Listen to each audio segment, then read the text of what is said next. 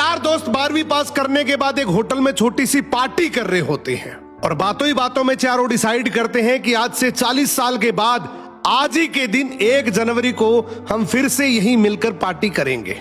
और हाँ, जो सबसे आखिर में आएगा सबका बिल वही पे करेगा। होटल का वेटर भी ये सब देख रहा था। कहने लगा 40 साल बाद अगर मैं भी यहीं रहा तो आपकी ये पार्टी जरूर देखूंगा। ठीक 40 साल बाद पहला दोस्त होटल पहुंचता है तो देखता है वो होटल अब 5 स्टार बन चुका है।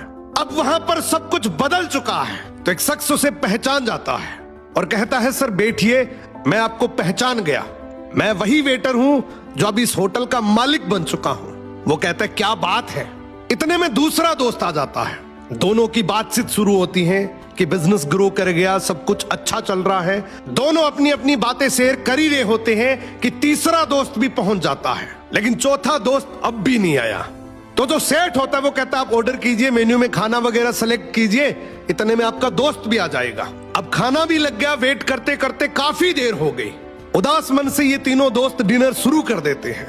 तीनों ने डिनर कर भी लिया, लेकिन चौथा दोस्त अब भी नहीं आया। अब जब बिल देने की बारी आती है तो कहते हैं कि विकास तो शायद बहुत बड़ा आदमी बन गया, हम सबको इग्नोर कर रहा है, चलो हम ही बिल पे कर देते हैं। जैसे ही बिल पे करने के लिए काउंटर पे पहुंचे तो काउंटर का मैनेजर बोला आपका बिल तो ऑलरेडी पे हो चुका है। अब तीनों अपने चौथे दोस्त के ना आने की शिकायत करते करते होटल से बाहर निकले ही थे कि तभी एक सरकारी गाड़ी वहां आकर रुकती है।